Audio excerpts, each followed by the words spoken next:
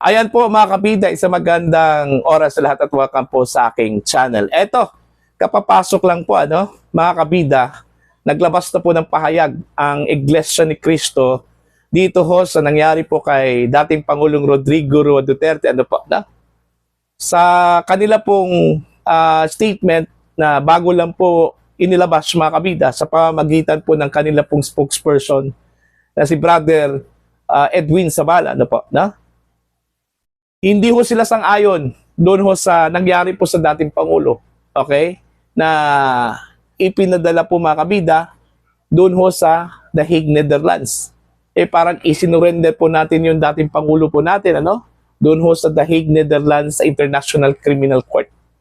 Malinaw naman po daw mga kabida na dito po sa Pilipinas, okay, working naman po yung ating hustisya, yung ating batas. Okay? Yung ating mga korte. Bakit doon pa?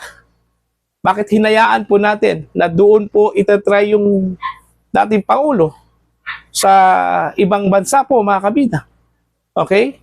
Yun yung punto po doon ho sa kanila pong pahayag, Kasi parang tinapakan na po yung ating soberenya po daw, Parang isinuko po natin yung ating soberenya po, mga kabida, doon ho sa International Criminal Court. Okay? So yun po yung kanila pong punto mga kabida. Diba? So pakinggan muna natin ito pong full statement po ng Iglesia ni Cristo sa pamamagitan po mga kabida ni Brother Edwin Sabala, tagapagsalita po ng INC. Nang mag-rally po ang Iglesia noong January 13, 2025, ang ipinanawagan po namin sa mga namiminuno sa ating bansa, at malamang ay naaalala nyo po ito, kapayapaan, pagkakaisa, at unahing asikasuhin ang problema ng ating bansa at mamamayan nito kaysa yung mga hakbanging magbubunga lamang ng awayan at hidwaan. Dahil alam naman ng marami po na ang mga ito pawang pamumulitika lamang.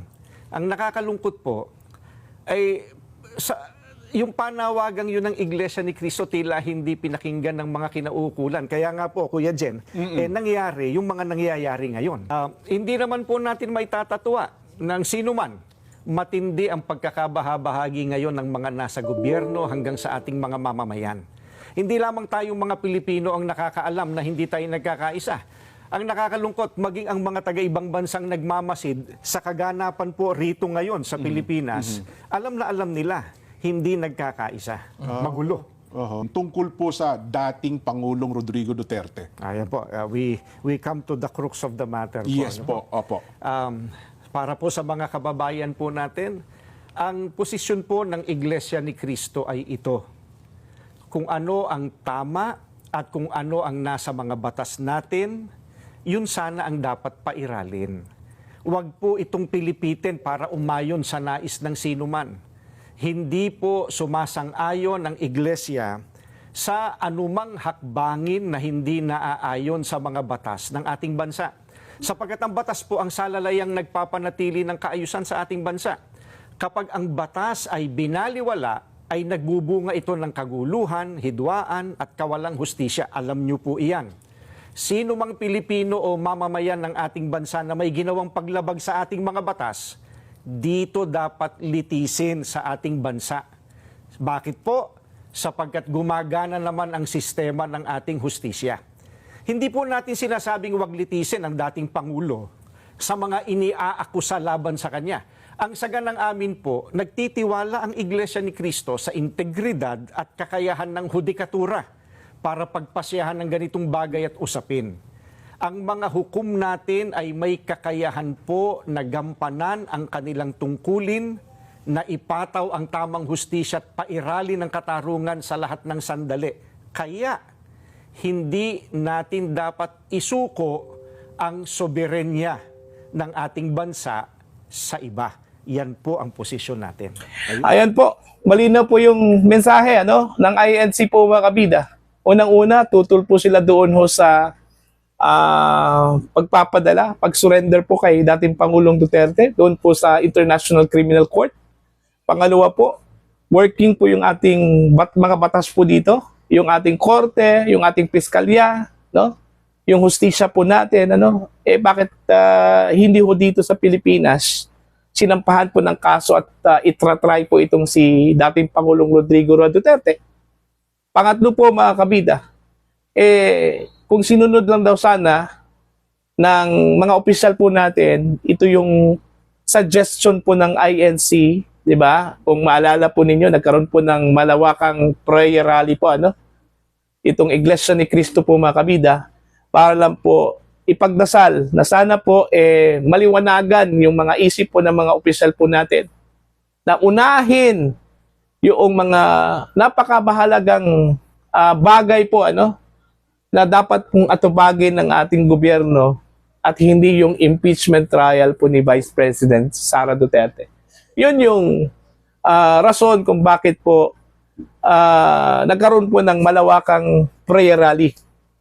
Kasi sinuportahan po ng INC po mga kabida yung posisyon po ng Pangulong Ferdinand Bongbong Marcos na huwag i-entertain ito pong impeachment at sali po focus po tayo mga kabida dito ho sa mga importanteng bagay, importanteng problema po ng Pilipinas na dapat po nating tugunan at dapat po bigyan ng pansin ng ating mga opisyal po ng gobyerno. Pero hindi ho nakinig. Ano? Anong nangyari po mga kabida? Itinuloy yung impeachment laban kay Vice President Sara Duterte. Nagsimula doon ho sa initiation sa House of Representatives hanggang itinransmit po doon ho sa Senado. Kaya eto na po ngayon. No? Nag-abang na po tayo kung kailan mag-umpisa ito pong impeachment trial po ng Vice Presidente. Okay? Now, hindi pa po sapat kasi andyan na po yung impeachment trial. Okay? Nakaschedule na po. Eto pa. Hindi pa nakontento yung gobyerno. Ipinahuli pa po itong si Digong, ano? Si dating Pangulong Rodrigo Roa Duterte po mga kabida. Dahil ho daw sa arrest warrant na inilabas po ng International Criminal Court. Okay? Okay lang sana yun kung meron pong warrant of arrest. Kung hindi ho isinuko po ng gobyerno ng Pilipinas ito pong si Digong, ano? Okay, kagaya ng ginawa po ng Timor-Leste, di ba? Itong si Congressman Teves po ay may kaso po dito sa Pilipinas. Umalis po ito sa Pilipinas, dumayo dun sa Timor-Leste, at nung nag-request po tayo for extradition, mga kabida, para po kay Congressman Teves, gumamit na po tayo ng Interpol. In fact, mayroon pong red notice yung Interpol para dun ho kay Congressman Teves. Pero ang ginawa po ng Timor-Leste po mga kabida, dininay po nila yung red notice ng Interpol. Ano? Tapos yung ating extradition request po ay dininay po ng korte po nila doon. So sa madaling salita po mga kabida, buti po itong Timor-Leste. Meron pong panindigan doon sa kanilang batas at sa kanilang soberenya, no? Okay? Hindi ho nila pinayagan, okay, na kunin yun si Congressman Teves doon at pabalikin doon dito sa Pilipinas, ano? Okay, buti pa nga yung Timor-Leste, pinotektahan nila yung hindi ho nila kadugo, hindi ho nila kaano-ano, ano? Isa pong dayuhan po itong si Congressman Teves doon. Pero dito sa Pilipinas, ang ginawa po is kahit na po diffusion lang po yung lumabas po mga kabida mula sa Interpol, yun, pinatulan po natin. Inuli po natin yung dating Pangulo. Okay? Parang hindi ho tayo makaantay na bigyan yung dating Pangulo ng kanya pong karapatan para ho sa due process. Wala. Diniretso po natin, biniyahe po natin kabida papuntang The Hague, Netherlands. So, yun na yun. Yung istorya. Okay? Ito po, naglabas po ng kanila pong posisyon yung INC. Ano? Hindi po sila sang-ayon sa nangyari po sa dating Pangulo. Although, hindi po nila sinabi na hindi po nila gustong kasuhan ng dating Pangulo, pero malinaw doon sa kanila pong statement po mga kabida, sana hindi ho natin isinuko ang dating Pangulo doon po sa The Hague, Netherlands. At kung meron man pong dapat harapin ng mga kaso ito pong dating Pangulo, sana dito po sa Pilipinas. Okay? Kasi ho, working yung ating justice system, ang ating mga batas po ay in place, okay? Yung ating korte, yung ating piskalya ay working, no? So walang problema when it comes to dispensing justice. Kasi working yung justice po natin. Pero wala. Okay? Mas pinili po ng gobyerno na doon na lang po sa ICC humarap po itong si Digong, mga kabida. So, wala pong sinabi ang Iglesia ni Cristo kung ano yung susunod po nilang hakbang, ano? Okay, kung magkakaroon po ba ng panibagong prayer rally, ano? Hindi pa natin alam yan, ano? Basta yun lang po, no? Naglabas lang po sila ng kanilang posisyon dito ho sa nangyari po kay dating Pangulong Rodrigo Roa Duterte.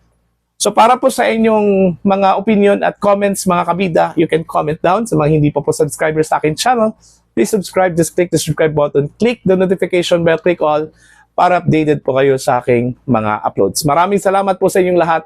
God bless po.